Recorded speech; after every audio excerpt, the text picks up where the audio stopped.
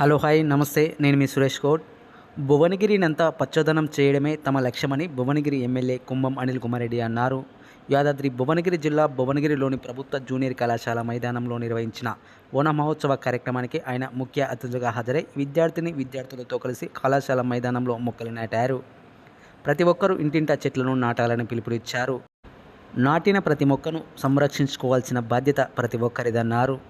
అలాగే భువనగిరి ప్రభుత్వ ఆసుపత్రిలో Optimus drugs private limited company వారి సహకారంతో వైద్య పరికరాలు అందజేసే కార్యక్రమంలో ఆయన ముఖ్య అతిథులుగా పాల్గొన్నారు. అనంతరం ఆసుపత్రినంతా కలియ తిరిగి రోగులకు అందుతున్న సేవలను అడిగి తెలుసుకున్నారు. రోగులకు ఎలాంటి ఇబ్బందులు లేకుండా అన్ని రకాల వైద్య సేవలు అందించాలని వైద్యాధికారులకు సూచించారు. అనంతరం భువనగిరి ఎమ్మెల్యే క్యాంపు కార్యాలయంలో మీడియా సమావేశం నిర్వహించారు. తెలంగాణలో ఒకే దఫాలో కాంగ్రెస్ ప్రభుత్వం రైతులకు 2 లక్షల రుణమాఫీ చేస్తుండడం చాలా గర్వించదగ్గ విషయమన్నారు. 10 సంవత్సరాల కాలం పాటు పాలించిన బీఆర్ఎస్ ప్రభుత్వం రైతులను పట్టించుకోలేదని ఎద్దేవా చేశారు. అభివృద్ధి ధ్యేయంగా తమ ప్రభుత్వం ముందుకెళ్తుంటే ప్రతిపక్షాలు మాత్రం రైతులను తప్పుదోవ పట్టించే ప్రయత్నం చేయడం సరికాదని హెచ్చరించారు. భువనగిరి నియోజకవర్గమంతా అభివృద్ధి ప్రదంలో నడుస్తుందన్నారు. ఈ కార్యక్రమంలో municipal chairman Pothamsetti Venkateswarlu, TPCC delegate Thangellapalli Ravikumar తదితరులు పాల్గొన్నారు. నమస్తే అందరికీ. ముఖ్యంగా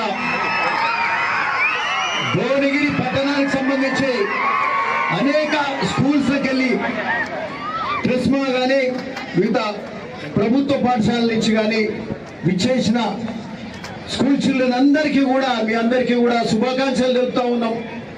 ఈ యొక్క వన మహోత్సవ కార్యక్రమంలో పాల్పంచుకుంటున్నందుకు సంతోషం. మీకు కూడా ఇది ఇట్లాంటి కార్యక్రమం ఒక స్ఫూర్తిదాయకంగా ఉంటుంది. ఈ హరితహారంలో భాగంగా వన మహోత్సవంలో భాగంగా పాల్గొంటున్నందుకు చాలా సంతోషం. ఓకే, అట్లనే వేదిక మీద ఉన్న పెద్దలు మా ఏసీ గారు, మరి స్టాఫ్ అందరికీ, మా కాంగ్రెస్ పార్టీ కానీ ఇతర వచ్చిన ప్రముఖులందరికీ కూడా, భువనగిరి మండలం కానీ భువనగిరి టౌన్ నుంచి వచ్చిన ప్రముఖులందరికీ కూడా ఈ సందర్భం మా ఒలిగొండ నుంచి మా ఎంపీపీ రమేష్ రాజు గారు వచ్చిండ్రు. అట్లనే మిగతా మా మాజీ ఎంపీపీ వెంకటస్వామి గారు కూడా భువనగిరి మండల్, మరి పాత్రికేయ మిత్రులకు, ఇక్కడ విచ్చేసిన అందరికీ కూడా, మా మిత్రులందరికీ కూడా నమస్కారం చెప్తా ఉన్నాం. కౌన్సిలర్లందరికీ కూడా చాలా సంతోషం. ఇది ఎందుకంటే ఇది ఈ చెట్లు నాటే కార్యక్రమం అనేది ఒక బృహత్తరమైన కార్యక్రమం. ఇది చాలా గొప్ప కార్యక్రమం. ఎందుకంటే ఈ చెట్టు ఏంటన్నా మనము ఎక్కడైనా ఓపెన్ ల్యాండ్లలో పోతాము, ఎండ కొడుతుంటది, అక్కడ ఏడ నిలబడాలో కూడా తెలియదు. ఒక 5 నిమిషాలు కూడా నిలబడలేని పరిస్థితి ఉంటుంది. అదే ఒక చెట్టు ఉంటే ఆ చెట్టు కింద అందరం కూడా నిలబడి కొంచెం చేద తీర్చుకునే పరిస్థితి ఉంటుంది. అదే ఆ ప్రాంతంలో కొన్ని వందల చెట్లు వృక్షాలు ఉంటే అది ఎంత ఆహ్లాదకరంగా ఉంటుంది, ఎంత ప్రశాంతంగా ఉంటుంది, ఎంత మరి ఇది స్వచ్ఛమైన గాలి కూడా వచ్చే పరిస్థితి ఉంటుంది. అంటే చెట్లతోటి అట్లాంటి లాభాలు అనేకం ఉంటాయి. ఇవి మనకు అవపడేటి. కానీ ప్రకృతిని మొత్తం కూడా కలుషితమైన వాతావరణాన్ని, కార్బన్ డైఆక్సైడ్ మొత్తం కూడా, ఏదైతే కార్బన్ డైఆక్సైడ్ మనం ఆక్సిజన్ తీసుకొని కార్బన్ డైఆక్సైడ్ మనం ఎమిట్ చేస్తాం. మనం బయటికి శ్వాస ఆక్సిజన్ తీసుకొని కార్బన్ డైఆక్సైడ్ వదిలితే ఈ కార్బన్ డైఆక్సైడ్ మొత్తం కూడా ఈ యొక్క చెట్లే తీసుకుంటాయి. చెట్లకు ఆహారం అంటే ఏంది? నీరు, భూమిలోకి వెళ్ళి వచ్చే మినరల్స్, మరి ఈ కార్బన్ డైఆక్సైడ్.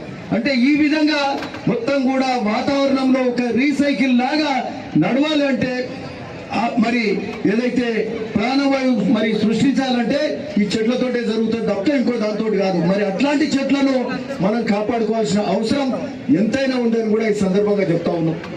సరే, ఒకటి మీ అందరూ కూడా చూస్తుండొచ్చు, మరి పిల్లలు మీరు గ్రహిస్తుందో లేదో, గత కొద్ది సంవత్సరాలు అంటే గత దశాబ్దం 2 దశాబ్దాల నుంచి చూస్తే ఈ చెట్లు నాటాలనే కార్యక్రమం మీద అందరికీ కూడా ఎంతో శ్రద్ధ కలిగింది. చెట్లు నాటే కార్యక్రమం మీద ప్రభుత్వాలు కానీ, స్వచ్ఛంద సంస్థలు కానీ, వ్యక్తులు కానీ, ఎవరికి వాళ్ళు సమాజంలో అందరూ కూడా ఈ చెట్లు నాటాలనేది కార్యక్రమం, చెట్లు పెంచుకోవాలనేది ప్రతి ఒక్కరికి కూడా అర్థమైపోయింది. గత 2 దశాబ్దాల నుంచి చూస్తే అంతకుముందు ఎట్లా ఉండే తెలంగాణ కానీ, ఉమ్మడి ఆంధ్రప్రదేశ్ కానీ, ఈ రోజు ఉన్న పరిస్థితి చూస్తే మార్పు అయితే ఖచ్చితంగా అవపడుతుంది. రోడ్లెంబడి చూస్తే అనేక వృక్షాలు అవపడుతున్నాయి. వ్యవసాయ పంట పొలాలలో కూడా వృక్షాలు ఎక్కువ పెడుతున్నారు, చెట్లు పెంచుతున్నారు. బావుల కాడికి పోతే, మన వ్యవసాయ క్షేత్రాల కాడికి పోతే గ్రీనరీ మంచిగా అవపడుతుంది.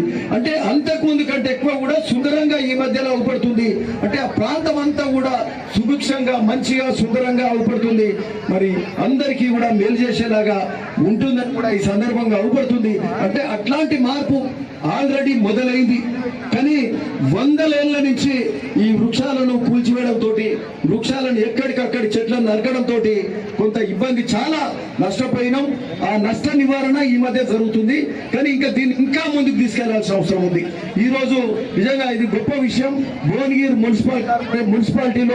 మున్సిపాలిటీ ఆధ్వర్యంలో ఈరోజు మరి ఇక్కడ గవర్నమెంట్ జూనియర్ కాలేజ్లో నిజంగా ఇక్కడికి రాగానే అనిపించింది, అసలు ఒక చెట్టు ఎందుకు పెట్టలేదు ఇక్కడ అనిపించింది.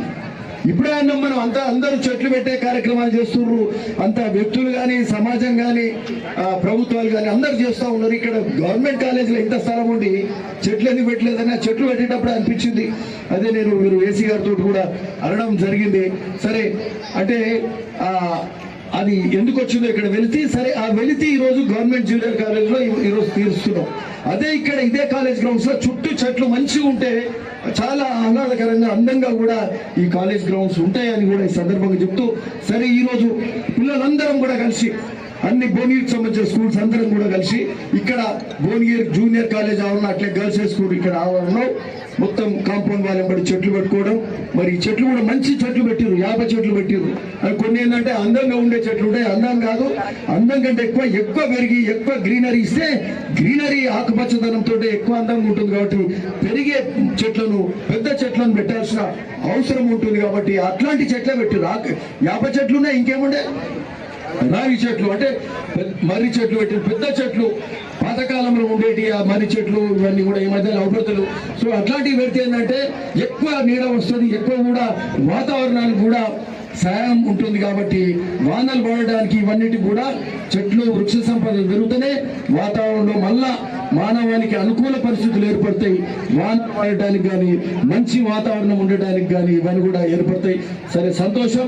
ఈరోజు గవర్నమెంట్ జూనియర్ కాలేజ్ ఇక్కడ హై స్కూల్ ఆవరణలో మనం అక్కడ చెట్లు నాటే కార్యక్రమంలో పాల్పంచుకుంటున్నందుకు చాలా సంతోషంగా ఉంది. మీరందరూ, పిల్లలందరూ కూడా మీరందరూ పార్టిసిపేట్ అయినందుకు కూడా మీరు కూడా ఎప్పటికీ గుర్తుంచుకునే కార్యక్రమాన్ని కూడా ఈ సందర్భంగా చెప్తున్నాం. ఓకే, అట్లనే మీకు అందరికి ఒకటి చెప్తున్నా, ఈ రోజు ఇక్కడ పాల్పంచుకున్న ప్రతి ఒక్కరం కూడా మన ఇండ్లకు పోయి, మీరు మీ ఇంటికి పోయినాక ఓ 2 చెట్లు పెట్టుకోవాల్సిన అవసరం ఉంది. మీ ఇంటికి పోయి 2 చెట్లు పెట్టుకోరు. ఊర్లలోకి వెళ్ళి వచ్చినా, ఇక్కడ టౌన్లో వచ్చినా పెట్టుకుంటే మీ ఇంటి ఆవరణ ఎంత అందంగా ఉంటుందో చూసుకోండి. మీ ఇంటి ఆవరణే కాకుండా పర్యావరణాన్ని కూడా మీరు సహాయం చేసినట్టయితే పర్యావరణం బాగుపడటానికి కూడా మేలు చేసిన వాళ్ళు అవుతారు. కాబట్టి ప్రతి ఒక్కరం ఎవరికి వాళ్ళమే ఈ చెట్లు పెట్టే కార్యక్రమంలో పార్టిసిపేట్ అయిదాం. ఓకే, అట్లనే దీనికి సంబంధించి మిగతా మండలాలలో కూడా ఈరోజు అంతటా కూడా వన మహోత్సవాలు జరుపుకుంటున్నాం, అంతటా కూడా జరుగుతున్నాయి. ఈ వన మహోత్సవాల కార్యక్రమంలో లక్షలాది వృక్షాలు పెట్టుకునే కార్యక్రమం చేస్తున్నాం. భువనగిరిలో కూడా మొన్న మాట్లాడినప్పుడు మరి మున్సిపల్ చైర్మన్ కానీ, కమిషనర్ గారికి కూడా చెప్పినాం. ఇక్కడ అంటే ఓపెన్ ప్లేసెస్ ఎక్కడ ఉన్నాయి మీరు ఐడెంటిఫై చేయాలి. ఓకే, ఓపెన్ ప్లేసెస్ ఎక్కడెక్కడ ఉన్నాయి, చెరువు కట్ట ఉంది, చెరువు కట్టెంబడి పెట్టాలి.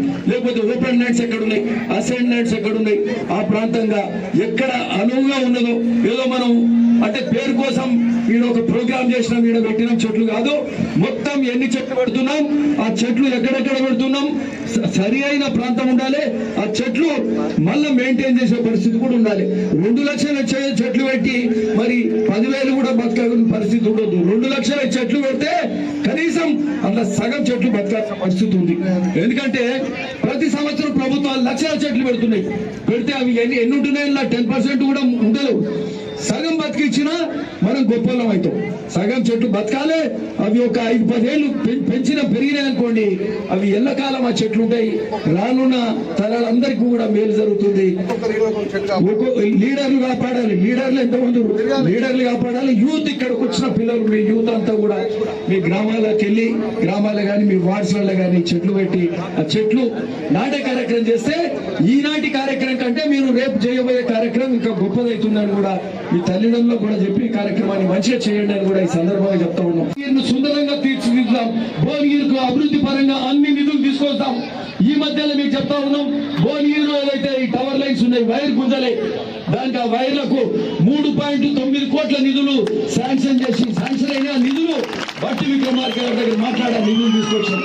అది అయిందనుకోండి అక్కడ పోయే ఎస్టీ లైన్ టవర్ లైన్ ఉంది, అక్కడ ఆ టవర్ లైన్ మొత్తం తీసేసే ఉంటుంది. ఒక 7-8 వార్డులకు సంబంధించి ఇళ్ళ మీదకి పోయే పరిస్థితి ఉండదు. ఇప్పుడు ఇళ్ళకి వస్తుంటే కూడా ఇది టవర్ లైన్ మీద మాట్లాడినాం. సో టవర్ లైన్ అనేది ఈ టవర్ లైన్ మీకు వైర్ పోవాలి, ఇళ్ళ మీదకి వెళ్ళున్న టవర్ లైన్ మొత్తం షిఫ్ట్ కావాలి.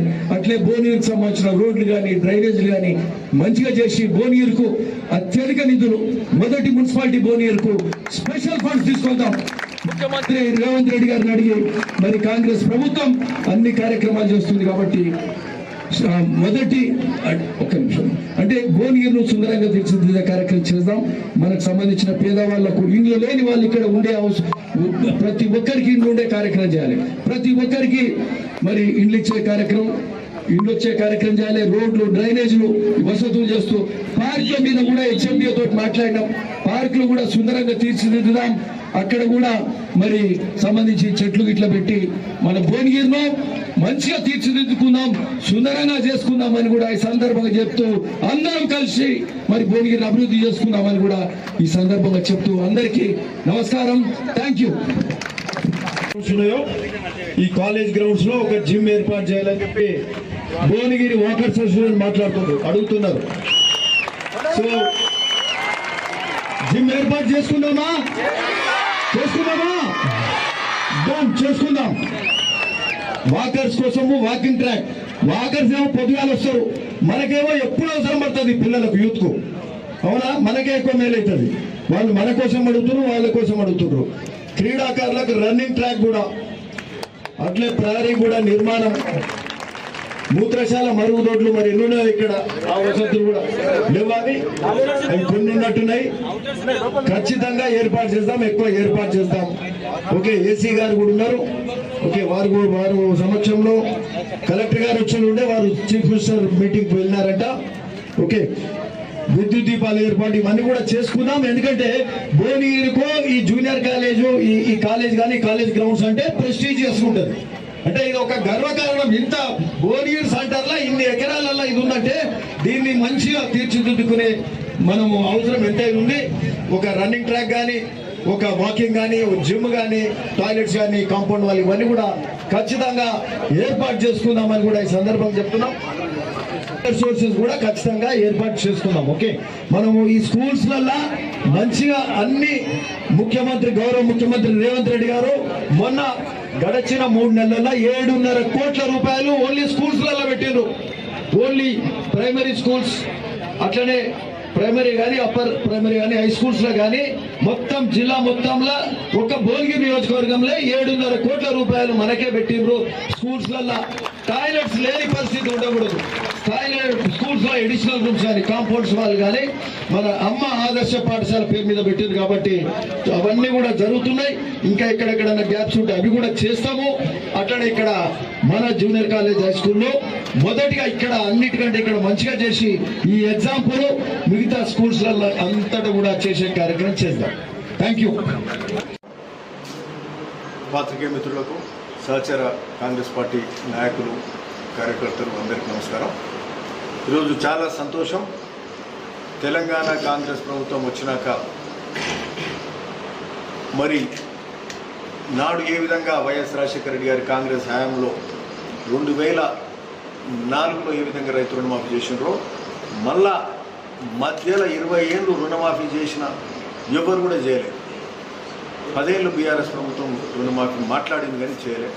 ఈరోజు మరి 2024లో కాంగ్రెస్ ప్రభుత్వం 23లో వచ్చినాక ఇప్పుడు మరి గౌరవ ముఖ్యమంత్రి రేవంత్ రెడ్డి గారు తన సహచర కేబినెట్ మంత్రులందరూ కూడా నిర్ణయం చేసి ఈరోజు రైతు రుణమాఫీ 2 లక్షల రూపాయలు ఏకకాలంలో చేసే కార్యక్రమం మళ్ళా అదే కాంగ్రెస్ ప్రభుత్వం ఈరోజు మళ్ళా చేసింది.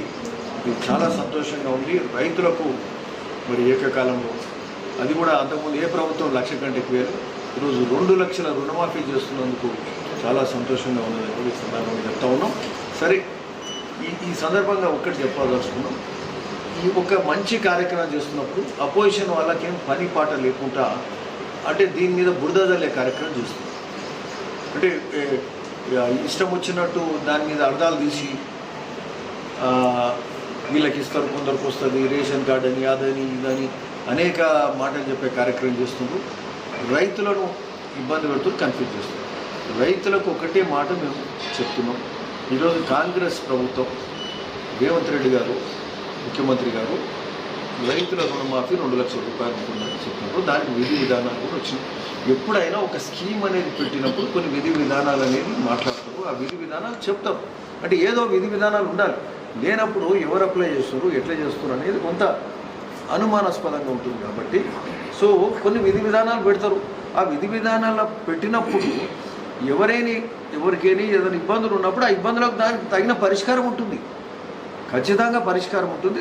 ఖచ్చితంగా ఈ ప్రభుత్వము ప్రతి రైతుకు ఒక కుటుంబంలో ఆ కుటుంబానికి వాళ్ళకు సంబంధించి రైతు రుణమాఫీ 2 లక్షల రూపాయల రుణమాఫీ ఖచ్చితంగా అమలు చేస్తుంది.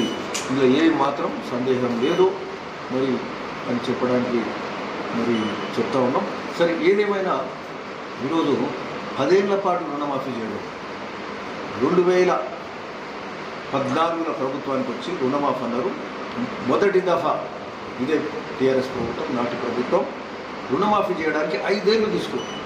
బుద్ధి ఉండాలి, జ్ఞానం ఉండాలి. ఏమన్నా 5 ఏళ్ళు తీసుకొని అంటే సంవత్సరానికి 20,000, 10,000, 30,000 ఇచ్చి 5 ఏళ్ళు కాలం గడిపింది. 5 ఏళ్ళల్లో వాళ్ళు ఇచ్చింది మిత్తి అంతే పెరిగింది.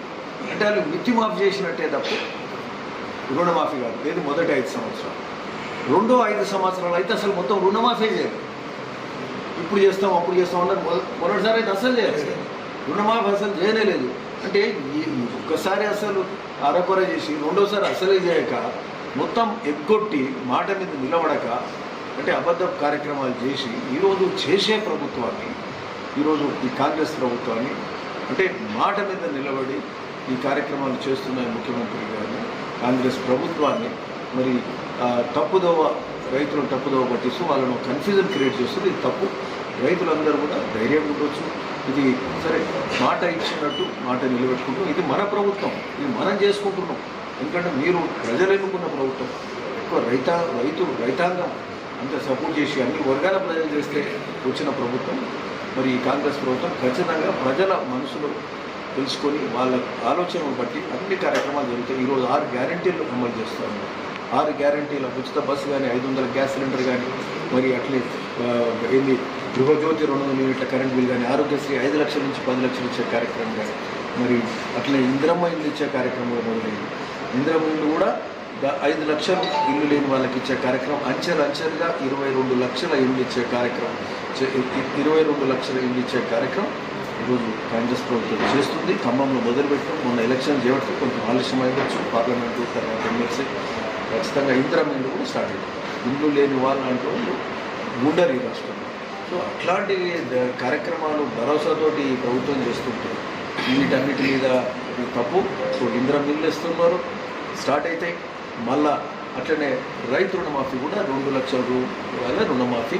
విధి విధానాలను పెడతారు. ఆ విధి విధానాలను రకరకాల అర్థం చేసుకొని కన్ఫ్యూజ్ అయ్యే అవసరం లేదు. ఏ రైతైనా వాళ్లకు రుణమాఫీ రాకపోతే ఖచ్చితంగా అడగవచ్చు. వాళ్ళకు తప్పకుండా రైతు రుణమాఫీ అమలవుతుంది. ఓకే, ప్రభుత్వం చేసేది రైతులు మోసం చేస్తుంది. అంటే ఏదో కొద్దిమందికి లేకపోతే ఏమన్నా ప్రభుత్వానికి ఏమైనా మేలైతుందా? లేదు కదా. అప్పుల రాష్ట్రంగా మిగిల్చిపోయిన కేసీఆర్ అప్పులు మొత్తం అవసరం లేని ప్రాజెక్టులు కట్టండి, ప్రాజెక్టులు కూలినాయి. ఆ నీళ్ళు వచ్చే పరిస్థితి లేదు. ఏం చేయాలో తెలియని పరిస్థితి. అడ్డగోలు అప్పులు చేసుడు.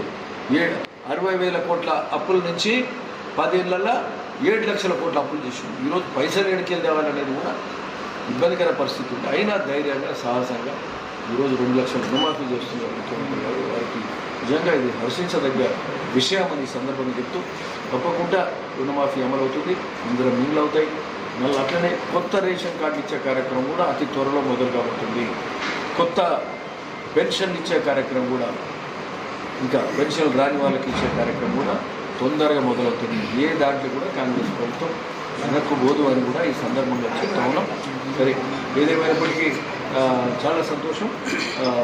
అన్నీ కూడా ఎందుకంటే నూతనంగా ఎన్నుకోబడే ఎమ్మెల్యేగానే కాక వచ్చిన ప్రభుత్వంలో మేము చేసే కార్యక్రమాలన్నీ చూస్తే మాకు సాటిస్ఫాక్షన్ ఉంది. ప్రజలకు మంచి చేస్తున్నామనే భావన. ఓకే, అట్లే భువనగిరి నియోజకవర్గాన్ని కూడా ఈరోజు ఏరియా హాస్పిటల్ కూడా చూసినాం. ఒక కార్పొరేట్ CSR కింద ఒక అక్కడికి సంబంధించి కొన్ని ఎక్విప్మెంట్స్ ఇచ్చారు. ఇది ఏమంటారు కంప్లీట్ బ్లడ్ పిక్చర్ సిబిపి అంటే ఇదివరకు బ్లడ్ టెస్ట్ చేస్తే పోయి పాథాలజీ సెంటర్లు ఇస్తే వాళ్ళు తెల్లారో సాయంత్రం వరకు రిపోర్ట్ ఇచ్చారు. ఈరోజు అంటే కంప్లీట్ బ్లడ్ పిక్చర్ అంటే దానికి సంబంధించిన ప్రతి బ్లడ్లో అన్ని పారామీటర్స్ తోటి బ్లడ్ రిపోర్ట్ వస్తుంది.